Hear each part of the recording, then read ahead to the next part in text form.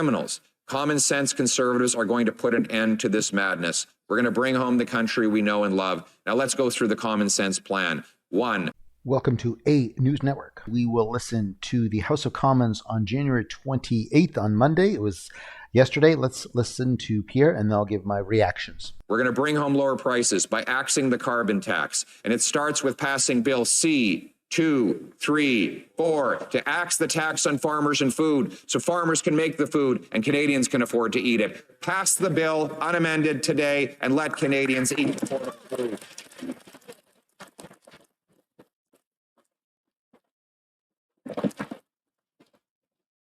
It's very easy. The House of Commons passed it once before. The Senate, under duress and pressure from this Prime Minister, then sent it back with unnecessary amendments. Now, the other opposition parties are flip-flopping and wavering. They agree in principle with the Liberal plan to quadruple the carbon tax, but they said, well, we might consider giving the farmers a break on it. Well, now they're not so sure. They're siding with this costly Prime Minister again on keeping the tax on our farmers. And every time our people go to the grocery store and see those rising prices, they will know that the NDP has betrayed working class people in favor of greedy government with higher taxes on farmers and higher taxes on the single moms who are struggling to feed their families. Mr. Speaker, Madam Speaker, we are going to axe the tax on home heat, not just for some or for a short time, but for everybody, everywhere, always. Common sense conservatives call on the Prime Minister to be consistent. Don't just temporarily pause the tax in regions where your polls are plummeting and your caucus is revolting. Rather, let's axe the tax for every Canadian household to heat their homes in this devastatingly cold winter. Incredible. In Edmonton, how cold did it get in Edmonton? Minus 50. And the Liberal member for Edmonton Centre voted to tax the heat of Edmontonians.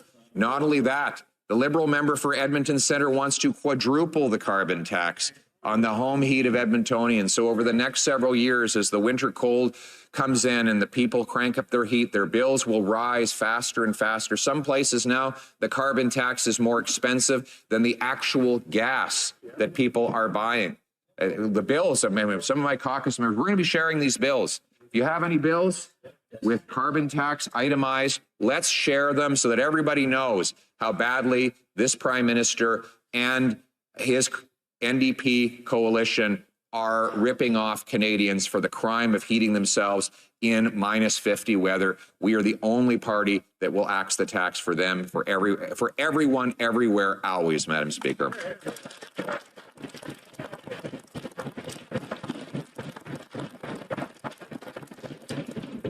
In our common sense plan to bring home lower prices, it includes capping spending. Capping the spending that has driven the inflation, a $600 billion increase in spending and debt, which means printing money. Printing money bids up the goods we buy and the interest we pay. In fact, government spending is up 75% since this Prime Minister took office. He's nearly doubled the cost of the government in a time when the economy has barely grown at all. In fact, the economy is shrinking while the government is expanding, which means that the government is gobbling up an increasing share of a shrinking pie. And that means there's less left for everyone else. Right now, the government is rich and the people are poor. The government is rich and the people are poor because this Prime Minister cannot stop spending, and his greedy NDP coalition counterparts push him to spend even more of other people's money. Our common sense plan would cap spending and cut waste. We'll get rid of the $35 billion infrastructure bank, the $54 million Arrive Canada, the $1 billion so-called green fund. It's really a slush fund. We will cut back on the money wasted on consultant insiders who now consume 21 billion tax dollars a year, an amount that is equal to $1,400 for every family in Canada. We will be cutting back on this waste so that we can balance the budget and bring down inflation and interest rates. so that Canadians can eat, heat, and house themselves. We are going to unleash the growth of our economy. Instead of creating more cash, we're going to create more of what cash buys. We have the most powerful resources, perhaps the greatest supply of natural resources per capita of any country on earth. And we are very good at harvesting those resources to the benefit of our people and our environment at the same time. This Prime Minister, with the help of the NDP, has been driving the production to other countries where they pollute more, where they burn more coal, where they add more greenhouse gases to the atmosphere. This Prime Minister would drive the production away from Canadians who use the cleanest electricity, among the cleanest electricity grids on planet Earth, instead of bringing it home here to this country. Our common sense plan will repeal C-69 and replace it with a new law that protects the environment, consults First Nations, but gets projects built that we can bring home the paychecks for our people and take the money away from the dirty dictators of the world.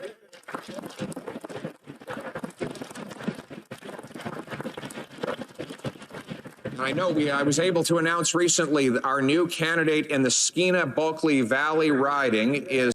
You know, in Dubai, when they got all those beautiful skyscrapers and all that money, those Lamborghinis stuck in the desert, what do you think pays for that? That's all oil and gas that are shipped around the world that Canada takes to and other countries in the world, and they all take it. Why can't Canada have that kind of money? Like, who hired these guys to come into Canada and shut down the economy and do this green stuff and not have a debate or conversation on any of it? Like, who did that? Because, you know, there should be so much money, and like the sidewalks should be gold, you know, for all the money that should be coming into Canada, but it's all stopped. And when Trudeau says, oh, Canada, the world is envious of Canada's minerals, they're envious of that, but he won't take them out of the ground.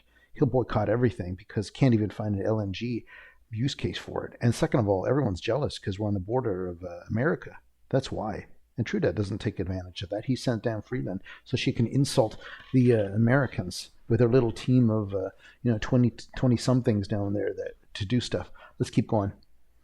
The great Ellis Ross, former chief of the Haisla First Nation,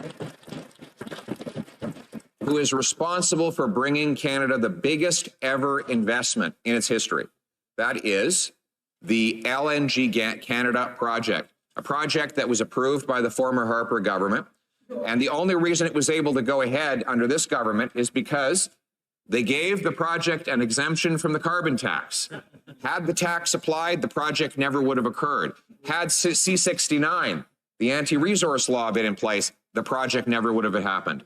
And by the government's own admission, this project will reduce greenhouse gas emissions around the world by millions of tons because it will displace dirty coal-fired electricity in Asia by sending clean, green Canadian natural gas, liquefied using hydroelectricity and our natural cold weather, sent abroad on our shortest shipping distances, which means burning less fossil fuels to get it to market. This will displace more emissions-intensive forms of energy in countries where they need to cut back. That is a solution to fight climate change and protect our environment. And thank God we had the visionary leadership of the great Ellis Ross to make that project happen, along with Stephen Harper. Unfortunately, this Prime Minister has blocked every other LNG project from coming to fruition. There were 18 of these projects on the table when he took office. Not one of them is completed. Only LNG, the aforementioned, we got a cheer over there. We got a cheer over there. It was one of the, the Marxist member from, what's your riding again? Sorry? Rosemont Petit-Patry, he took that Marxist comment as a compliment, by the way. Believe me, he's told me that off the record. He tells me, he tells us that he's speaking perhaps on behalf of the NDP. He cheers when he hears that this Prime Minister has blocked every LNG project.